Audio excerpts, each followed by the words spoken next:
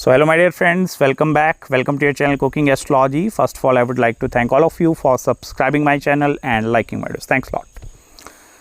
So let's continue our journey, our discussion of planets through Navamsa Chart in Vedic Astrology. And in this particular video, let's try to understand the Rahu placement in the 8th house of your D-9 chart and what are going to be the results that are particularly associated with this placement. Let's try to understand in this video. And before actually deeply diving into the results that are connected with this graha, you need to have the basic understandings of the 8th house and how that 8th house is actually creating a difference from the 8th house of the D1 chart. Now basically the 8th house of the D9 chart and the planet sitting in that house is the pure representation of any sort of major setbacks that are eventually coming into your life. And if you want to check from which areas these setbacks are going to be coming, pay attention towards the D1 chart. Look where the Rahu is actually posited and look at the conjunction of Rahu with some other planet. This is the representation from that the major setbacks are coming.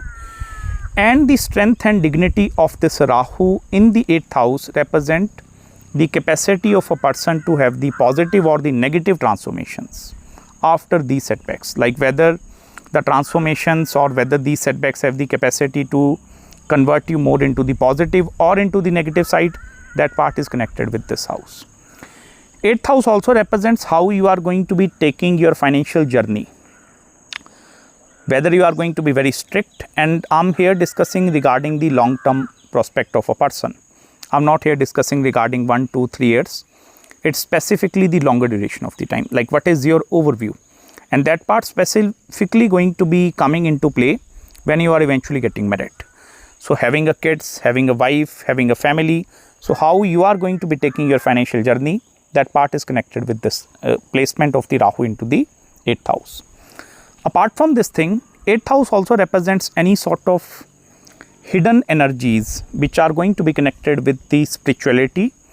And even if you want to check whether you are having some free part, or by mean to say free part, it's like you are cutting out any sort of previous curses or any suppose generational curses are present. So Rahu in the 8th house represents it's a curse breaker kind of a placement. Now when this graha is actually coming into this house, I will tell you the major setbacks are going to be coming through the obsessiveness of its own nature actually. Like it's not going to be coming, maybe some other person is refusing you to get to love you back, or maybe you are having some problems into the career or into the financial journey. No, because the Rahu in the 8th house first of all represents the level of impurities which are present inside you as an human being. I'm talking you.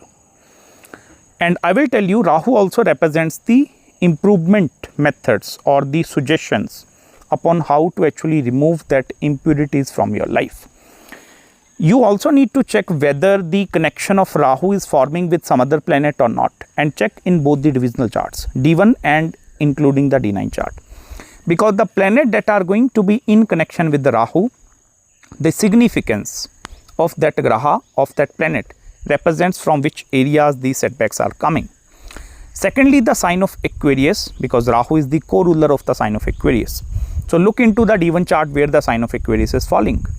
If it is falling into the 5th house, it means education and children are going to be the main reason behind your setbacks. If the sign of Aquarius is falling maybe into your 10th house, so career. In the 7th house, it means the spouse and the marriage.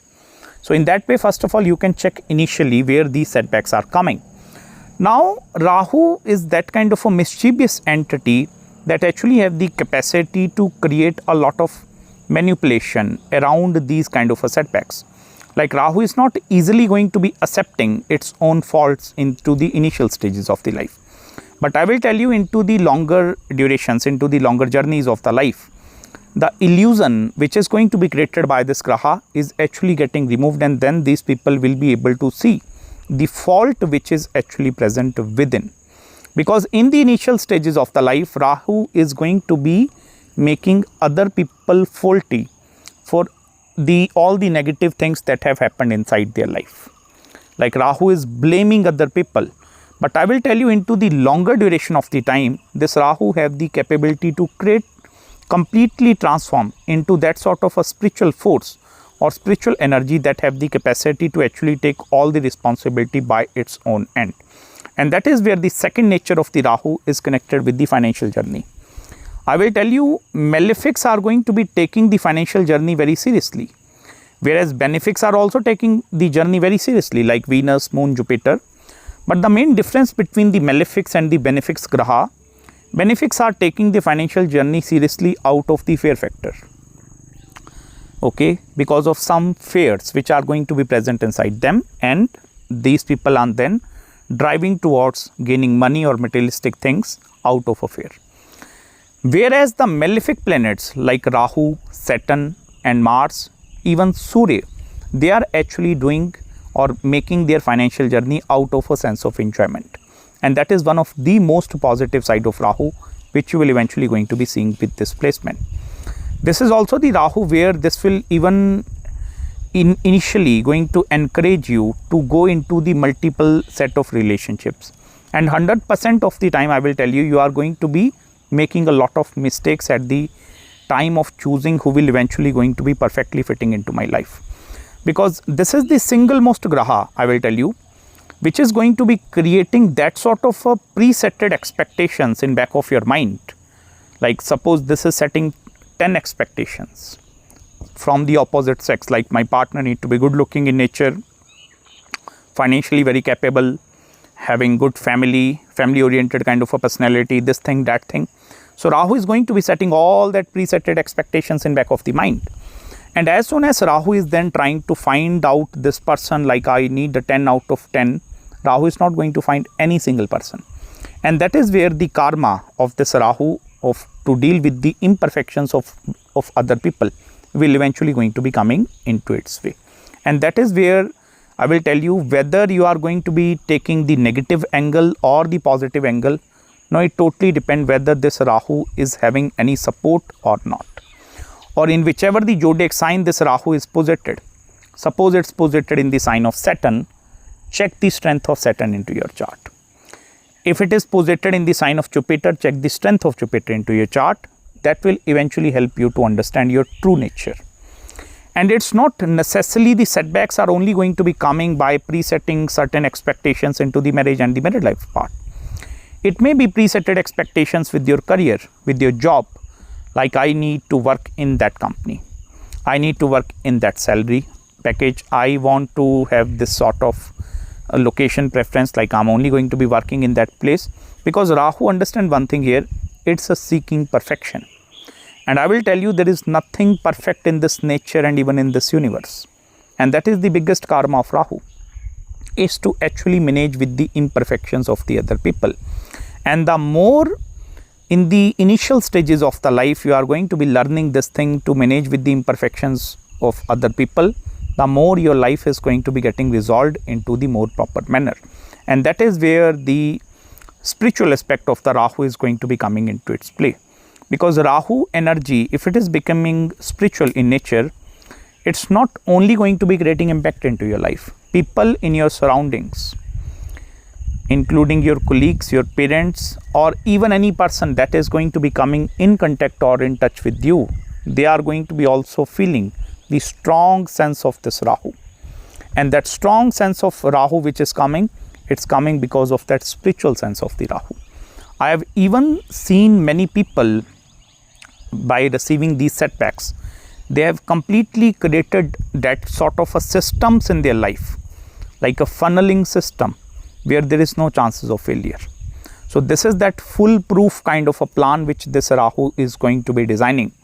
And that is, I will tell you, many people with this placement, you will see if they are receiving some maybe setback from the relationship, then they are going to be doing PhD in that part. Like what are the main problems? Maybe my relationships are influenced by my family because of my initial childhood traumatic days, these things are happening. So they are going to be pursuing that part, and then they are even telling other people like this part is happening because of this thing. Maybe suppose the failures are coming from their career towards their education. So they are going to be taking a totally different angle into the society where they are going to be telling other people like, look, I have committed these kind of mistakes in my life by taking or following this kind of a pathway. So here you need to be more aware. And that is where the Rahu is going to be gaining that sense of fulfillment. Like whatever the setbacks and the whatever the initial life lessons that I have learned in my life, so it's my duty, it's my privilege to teach it to other people. And that is the most constructive side of Rahu in this 8th house. So I hope you have gained some deep insights regarding Rahu placement in this video with me. If you are having any queries, any consultations, you can please contact me at my email ID. Any other marriage, career, business, or maybe spiritual consultation, so do let me know. Also make sure to subscribe my channel below and hit the like button if you really enjoyed this video. You can send me super thanks also if you find any positive message with the help of this video. And I'm going to be meeting you very soon in the next video. Till then, bye bye and Hare Krishna.